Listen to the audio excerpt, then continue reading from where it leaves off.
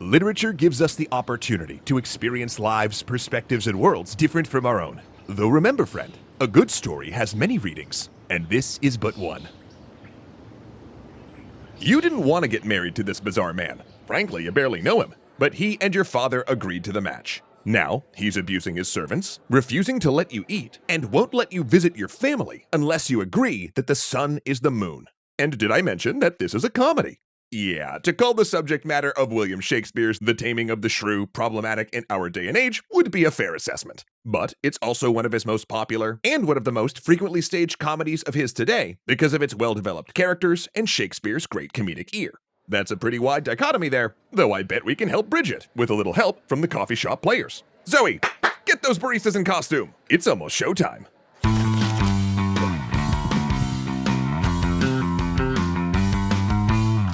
Today's literary discussion is brought to you by the Curiosity Stream Nebula Bundle. More on that awesomeness after the episode.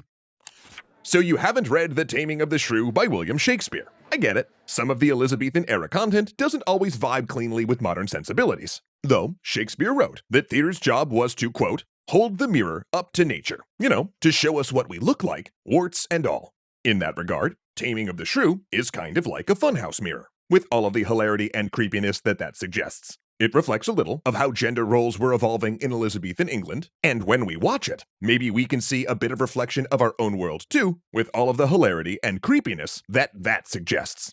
Anywho, as I mentioned, The Taming of the Shrew does in fact continue to be one of the most popular of Shakespeare's comedies to stage and study, despite the fact that the plot is about a woman being psychologically abused by her new husband until she agrees to be more obedient. Though, believe it or not, when Shakespeare wrote this around 1592, this work reflected a more progressive view on marriage than many earlier pieces. Shrew was preceded by centuries of stories, ballads, and plays about men physically abusing their assertive wives until they became meek and obedient, dating at least back to Chaucer's 14th century Canterbury Tales. And by the time Shakespeare wrote this play, fashionable Londoners felt joking about physically abusing one's wife was the sort of thing that only laughably uncouth yokels did.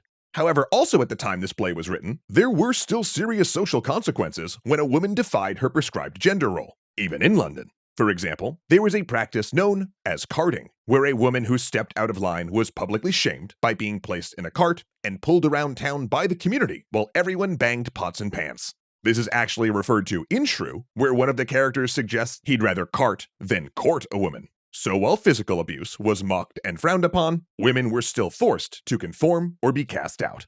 Plus, within the Elizabethan theater world, women were not allowed on stage, so all female roles were played by men. Meaning, anytime a woman in a Shakespeare play is lecturing everyone on the proper role of women, yeah, those words were written and spoken by a male, which makes you the perfect lead for our production. Curtains up! You are Katharina Minola, daughter of a lord in the Italian town of Padua. The men of this town don't want to marry you because you're extremely smart, assertive, and don't suffer fools. However, they do all want to marry your much milder younger sister, Bianca. But your father has made it clear that Bianca will not wed until someone marries you first, and that he gets to decide who and when you marry, using Bianca as leverage for possible suitors. So the Paduan men, not to be confused with young Jedis in training, convince a friend from out of town named Petruchio to court and marry you so they have a chance with your sister. When he comes and the courting starts, you fling insults at him. But Petruchio has decided it's opposite day, and he treats everything you say like it's a compliment. Then you're stunned when he announces to your dad that you've agreed to marry him when no such thing occurred. Your father, eager to get this daughter marriage show on the road, blindly accepts his word at face value. The next day, you are unhappily waiting at the altar when your groom rides up dressed in outlandish clothes. And quite against your will, you find yourself married to Petruchio. Afterward, when he brings you home, he begins his taming process in earnest. He pretends that he's trying to make sure you only get the best of everything, but he uses this as an excuse to starve you and prevent you from sleeping. Worn down by hunger and exhaustion, you discover that if you just agree with everything he says, he'll let you eat. Then Petruchio suggests that you and he should visit your father, but on the way there, threatens to turn around and take you home unless you agree that the sun is the moon and that an old man you met along the way is an old lady, which you begrudgingly do. Your new husband is pleased, and thus you get to your father's house just in time for a wedding banquet for yourself and your sister, who wasted no time getting married herself. And after winning a bet that you're the most obedient wife present, You, again a male actor dressed as a woman, lecture everyone on the duties of a good wife. You know, comedy. In his later works, Shakespeare tended to celebrate his female characters for their wit and willfulness within the confines of Elizabethan mores. And even in Shrew, there's some evidence to suggest that he didn't fully buy into the whole taming thing. See, in the full script, there's a now seldom performed framing device in which a nobleman finds a drunk commoner and arranges for taming of the shrew to be performed for him. Because he, a refined Londoner, thinks this comedy of mansplainers is exactly the kind of show that a drunk yokel would enjoy. Which could be interpreted as sort of Shakespeare's way of starting things off by saying, I'm not sexist, but... And it's important to note that The Taming of the Shrew was written during a time when gender roles in England were in flux. In fact, Shakespeare's fellow playwright John Fletcher wrote a response play titled The Woman's Prize, or The Tamer Tamed. In this play, Caterina has died, and Petruchio has married a second wife, who, as the title suggests, tames him. So, even back then, there were audience members who couldn't wait to see Petruchio face a little payback. Plus, many modern productions of The Taming of the Shrew deliberately play against the text to draw attention to the Petruchian elephant in the room. For example, some productions stage Shrew with Caterina just pretending to be obedient in order to manipulate Petruchio, while others stage the play as a tragedy instead of a comedy. Though other times the play is presented as is, so that audiences can, I guess, witness gaslighting and abuse from another century. But maybe that's precisely why you should read The Taming of the Shrew, and other works whose subject matter haven't aged well. Problematic historical literature offers you a reflection of the time and place it was written, and also gives you a chance to think about how our world is different, and how some aspects of it might still be the same.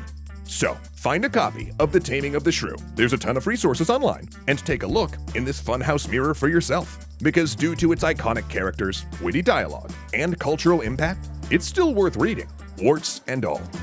And once you've completed the Bard's good work, perhaps you'd like to continue your educational journey with some of the finest edutainment the internet has to offer over on Nebula. Nebula, of course, being our by creators for creators streaming service that's home to a ton of our favorite educational entertainers on the internet, such as us at Extra Credits, 12 Tone, Princess Weeks, and Tierzoo. And I know I've said this before, but with Nebula, creators like us have gotten to take control of our own destinies a bit, because all of us get a seat at the table and get a say on how the platform is run. Plus, thanks to the support of Nebula subscribers, we're able to offer every video on there, including all of ours, completely ad-free.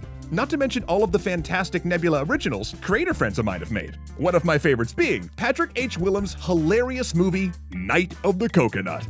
Oh yeah, we got an original frickin' feature-length film on there now. It's awesome. Heck, I've even moved my personal podcast and done a few originals on Nebula myself, because that's how much I believe in what we're building over there. And you know, on that point, I am happy to say that CuriosityStream thinks I'm right about all this, and has teamed up with us over at Nebula to offer what I truly believe is the best deal in streaming today. When you sign up for CuriosityStream using our link in the description, you'll get a matching Nebula subscription for free.